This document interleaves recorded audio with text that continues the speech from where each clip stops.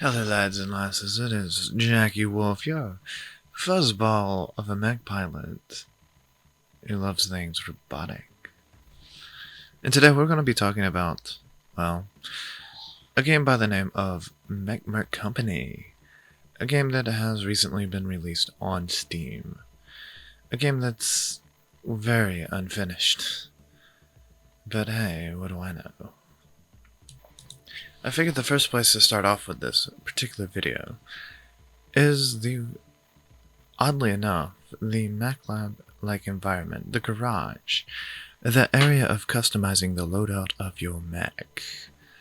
A thing that a lot of mech games seem to be moving away from, or severely limiting.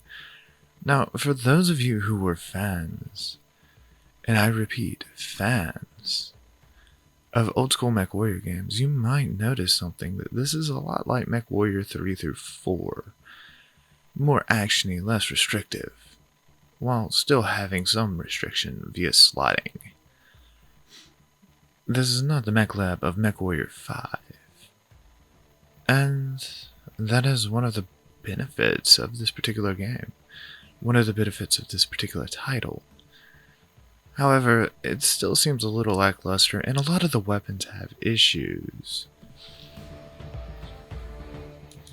You're going to get a lot of annoying kickback with solid projectile weapons. Unfortunately, while I amend the fact that a lot of the bigger weapons would have massive kickback, I would also like to point out that this is a fantasy mech game. And while this developer is doing the best that he can, he still has a long way to go. But that being said, I did enjoy some of the combat. I don't know why, but it kind of spoke to me. It was fairly fluid and fun. But I'm no saint or martyr about anything. And thus, yeah. That kickback though. Now, a friend of mine that goes by the handle Grums, who is currently involved with the development of another online mech game called Ember or some shit like that, has stated that people like mechs that seem to be based off older IP.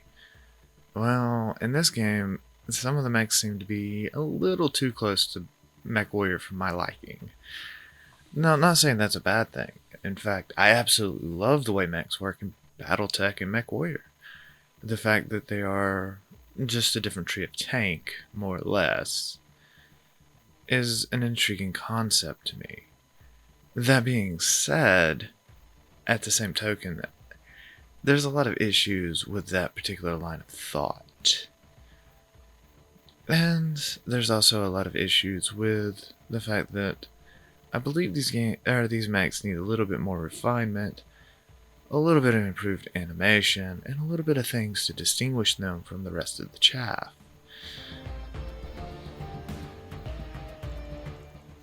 Now, a lot of people would have started off with how the game looks, how the game acts, and how the game feels.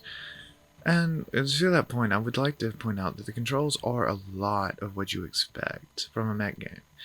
In fact, they're very well done for a mech game, especially of its pedigree, which strives to be that of the 90s mech games that we all grew up and enjoyed. The visuals are there, although, like I have said in previous parts, could use a lot of refinement. The level design is a little too samey, and some of the art assets are obviously bought from the Unity store. However, as I've said, I believe this game is still heavily in development, and by mostly a one-man team from what I can gather. I do, however, heavily enjoy running instant action missions, even though they can be a bit brain dead, and the AI needs a little bit of scripting work. But all in all, it's not as bad as some of the other games I've played in the past. Now, one of the big features that came out with the Steam launch is the career mode. This idea that you would have a career as a mercenary in a mech company in this big universe. Please take in mind that this is an early access game and that these statements are subject to change. However, at this point in time, the career mode is a little lackluster. In fact, I spent 2 hours trying to figure out how to get my first mission, only to be bombarded by contracts that required more reputation than I had as somebody who had just started. This often speaks to an issue of balance or calling in a randomly generated pool. I mean, these are problems that are teething issues with a game that is basically an alpha or pre-alpha. But so far, I mean, it's okay. It's not the greatest career mode ever. In fact, it strives to be about the same as MechWarrior 5, whose career on launch I absolutely hated and thought was lackluster as fuck. But given the price point of this game at its current release, and the fact that this game is a little bit more transparent and in alpha, I would say this career mode is at best. And not even the meat and potatoes of this. In fact, I've had more fun in instant action playing this game than career mode. And while we're on this idea of instant action and career mode, I would like to point out that the levels feel samey. There's really no distinction between it, and it's a little bit odd. But, you know, that's how things do, right?